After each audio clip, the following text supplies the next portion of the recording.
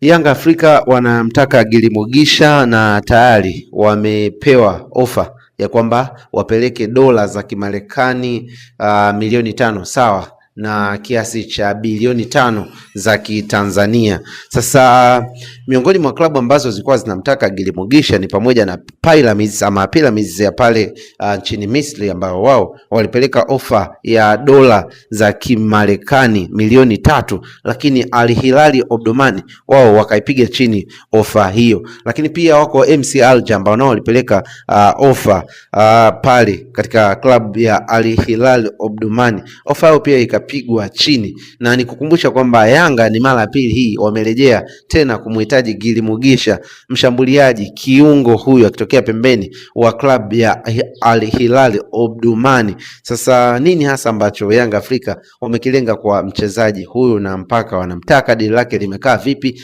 Kaa hapa. Hii ni Gavana Media na mimi ni Gavana mwenyewe, niko tayari kukujuza mambo mengi sana ya kimichezo. Nikwambie tu ya kwamba mara ya kwanza Yanga Afrika walimtaka Gilly Mugisha, walipeleka ofa ndogo kabisa, walipeleka dola milioni 1 za Kitanzania sawa na bilioni 1 ya Kitanzania, walipeleka huko kwa Al Hilal, lakini ofa hiyo ikapigwa chini. Baadaye Yanga wakaendelea kusikilizia mambo yanakuwa vipi.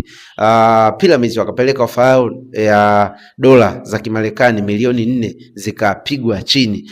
MC Alger nao pia walipeleka ofa yao, lakini pia Al Ahly Tripoli walipeleka pia ofa yao ya kumtaka huyu mshambuliaji raia wa Burundi Gilly Mugisha, mchezaji bora wa klabu ya Al Hilal kwa msimu uliopita, akiisaidia timu hiyo kuchukua ubingwa wa ligi kuu pale nchini Rwanda. Sasa baada ya hapo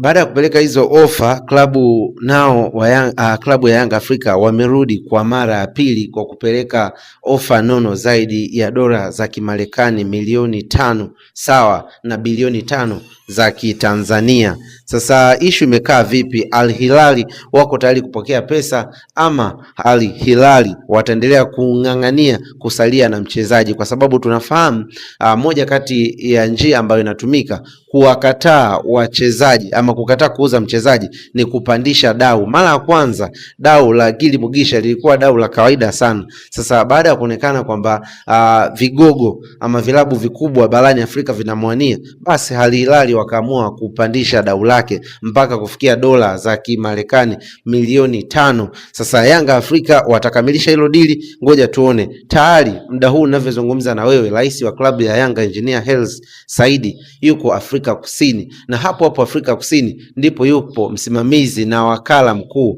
wa mchezaji huyu Gilly Mugisha.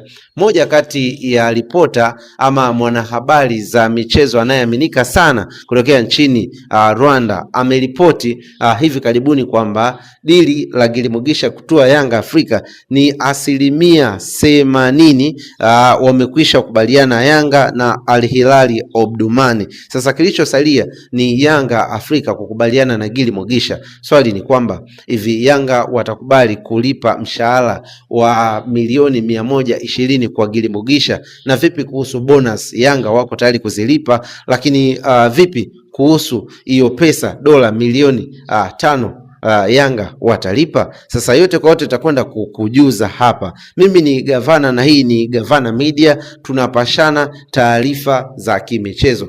Miongoni mwa sifa kubwa alionayo Gilly Mugisha ni kushambulia akitokea pembeni. Ameisaidia timu yake kuwa bingwa wa ligi ya huko Rwanda, lakini pia alikuwa mchezaji bora wa timu ya Al Hilal Omdurman, jambo ambalo limepandisha thamani yake kwa kasi. Nikwambie tu Al Hilal hawana shida na pesa sio shida zao. Labda wataamua kumwachia tu Gilly Mugisha kwa vile ambavyo wanataka. Lakini hali ikoje kwa Gilly Mugisha? Yeye mwenyewe anasema anatamani kucheza ligi ya Tanzania kwa sababu ameshuhudia wachezaji wengi wakienda kucheza ligi za Kiarabu huko, na maanisha ligi ya Misri, ligi ya Morocco, lakini ligi ya Algeria, ligi ya Tunisia, wengi huwa wanapotea. Tunao mifano, yuko Luis Mixon alienda kule akapotea, lakini yupo Bwalia walimtoa hapo Zambia Al Ahly, lakini akaenda kupotea. Tuna wachezaji wengi ambao historia mbaya na soka la huko Uarabuni. Huenda hicho ndio kitu ambacho kimekuwa kikimtisha Gilly Mugisha. Sasa mambo yanakwenda kuwa mambo, hakikisha msubscribe. Hii ni Gavana Media na mimi ni Gavana mwenyewe. Tukutane